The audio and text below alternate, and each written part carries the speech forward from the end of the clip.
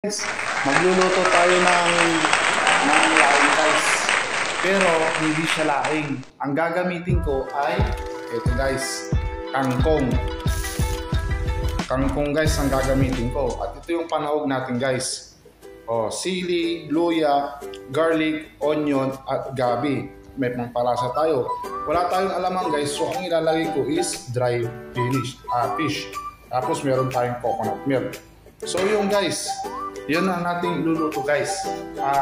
Laing na kangkong. So guys, version ko to. So, tama kayo, mali ako. This is my own way. So tara na, gawin na natin to. So yung guys, una natin ng mantika. Mainit ng kawali natin.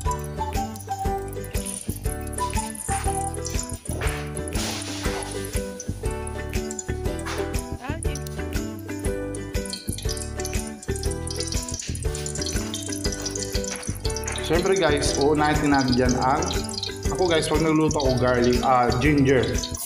Ginger ang inuuna kong hinuhulog guys. Para yung aroma niya guys is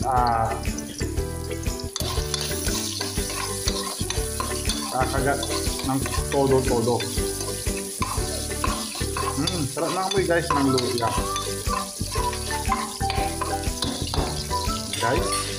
Eh syempre, isusunod natin guys yung garlic guys.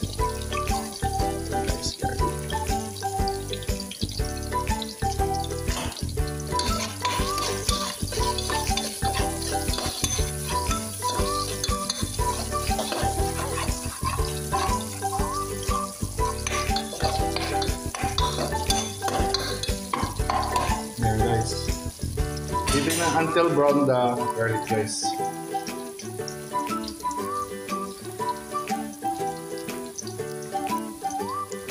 So yung guys, susunod na natin yung onion. Lover onion kasi ako guys, kaya marami akong nilalagay na sibuyas guys. Ayan guys. So gusto ko ng ng sibuyas. Maraming benepisyo yan guys ng sibuyas. Lalo na sa mga may kidney failure. Ngayon namang sibuyas guys, promise.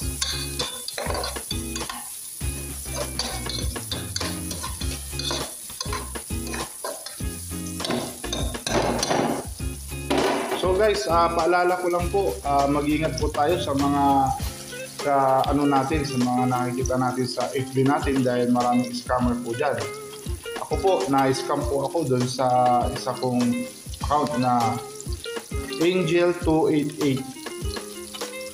Na-scam po ako ng worth of mali naman 700. Tinry kong maglaro guys, kaso sabi niya, pinakita niya ako ng malaking pera tapos dun sa account na yun. Tapos kailangan ko daw mag-deposit ng 700. Ngayon, nag-deposit ako ng 700 doon sa account na yun, sa laro na yun, ng gaming na yun. Tapos after that, hindi ko daw ma-withdraw yun. Kailangan ko pa daw pa rin maghulog ng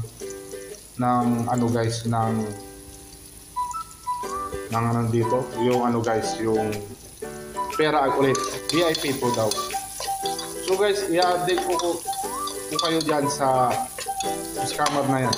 288, Angel288 yung pangalan ng site guys.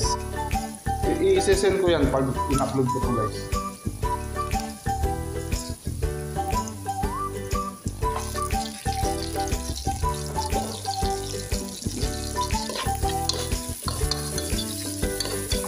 Ayan guys, sinulong na natin yung sili guys. Pinanggal ko lang yung ulo guys sa sili. Siyempre para pag binag natin is kitang-kita yung sili guys.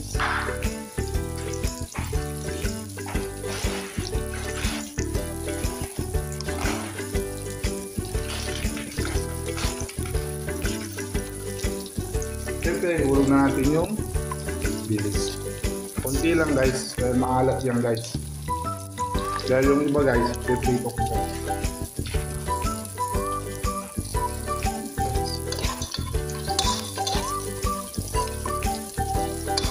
Bango guys.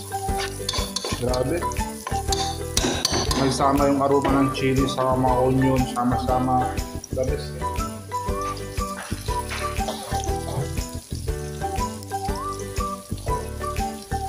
Siyempre guys, yung kangkong natin guys, nilaga ko na guys.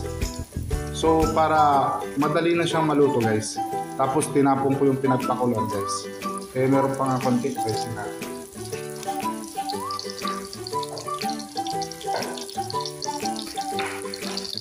Then hugasan nyo mabuti guys yung guys, yung kangkong guys. Ayan guys, oh. Kangkong laing.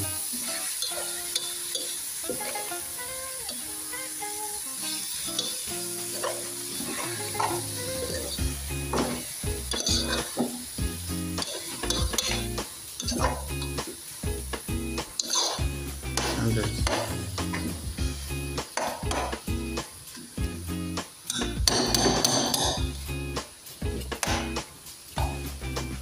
Siyempre, tatakpan natin yan guys ng mga ilang minuto guys.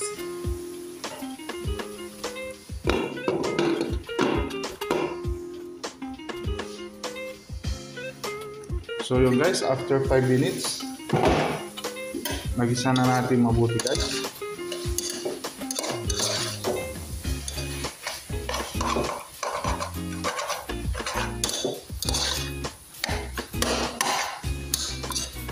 Ito guys, first time ko ito ginawa guys. Pero kasi naisip ko guys, yung kangkong saka laing guys, magpinsan yan. Oo, magpinsang buo sila.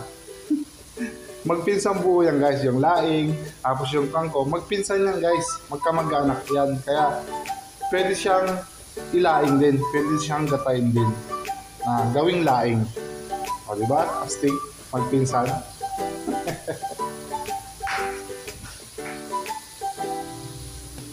So yun guys, ilalagay na natin to guys. Kailan natin butasin guys. Yun guys, ilagay na natin yung gata.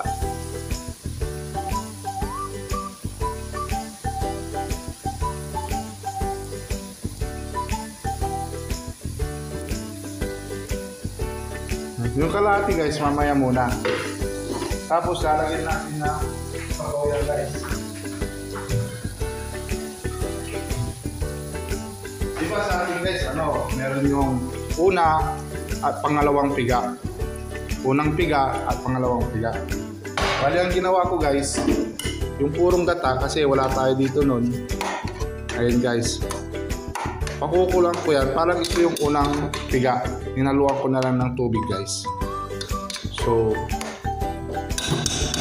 ano natin yun guys, mag-i-evaporate yan guys. Tapos pag nag-evaporate yan, ihulog na natin yung purong gata. Na same din lang naman. Ayun guys. Tapan natin after 10 years ulit. After 10 minutes. So yun guys, after 10 minutes, ito na guys.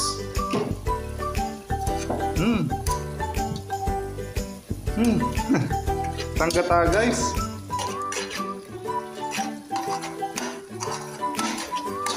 Diba? Parang laing guys.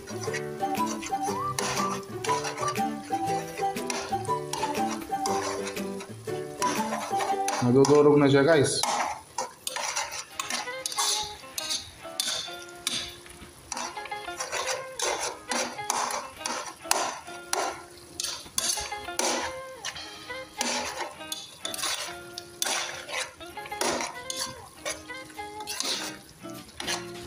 Siyempre guys, lalagay na natin yung palasa kay Big's Cubes.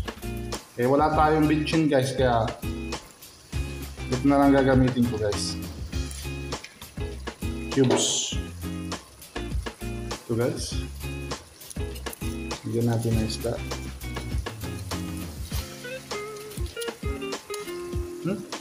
Nahulog pa. Siyempre, hindi na natin pupulutan yan guys. Okay, nahulog na.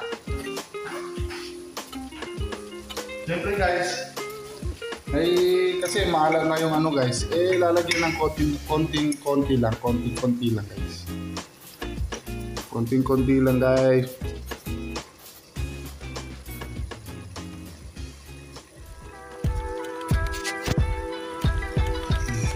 Konting asin lang guys. And then, siyempre, ilalagay na natin yung gabi guys. Yung pinsan niya guys. Ito yung naman yung bunga ng gabi guys. Ayan guys. Bunga ng gabi yan guys. Para mas lalong lumako siya guys.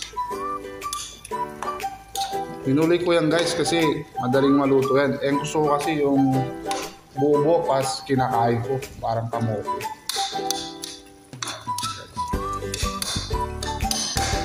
Ayan guys. And then, siyempre, ilalagay na natin yung purong gata guys.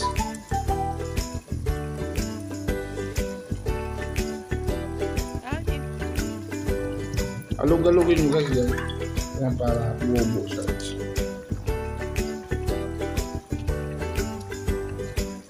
Ayan guys.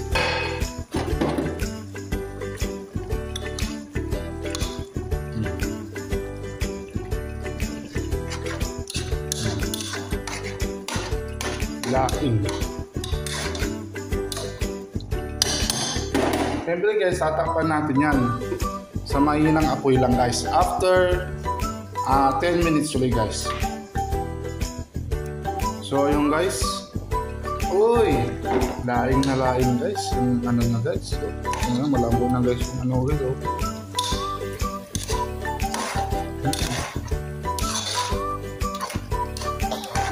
Diba guys? Kangkong laing.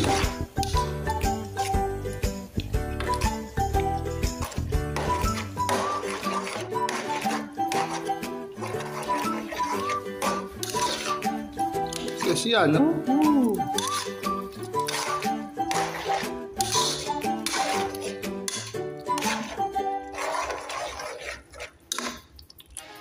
Guys, ang lambot kagad yung ano, yung gabi. So guys, siyempre yung pinaka-paborito nating ano, ending, yung tikiming time.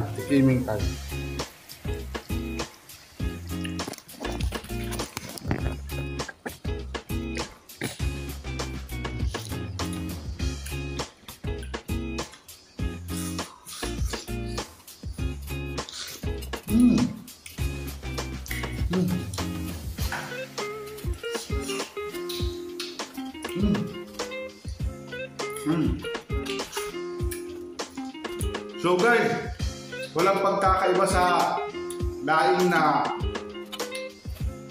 laing tapos laing na kangkong. Wala siyang pagkakaiba guys. Laing na laing ang lasa, laing na laing yung texture, laing na laing ang amoy. So laing talaga. So magpinsan talaga ang laing sa kangkong. Acrylic laing kangkong. So yung guys, so dito na ako nagtatapos sa aking episode na ito. How to cook na kangkong laing. So sana nakatulong po ako. I hope nag-enjoy po kayo sa panonood. Yes, tama kayo. Mali ako. This is my own way how to cook kangkong laing. So guys, see you in mukbang. Bye-bye. Thank you so. Woo! Yeah.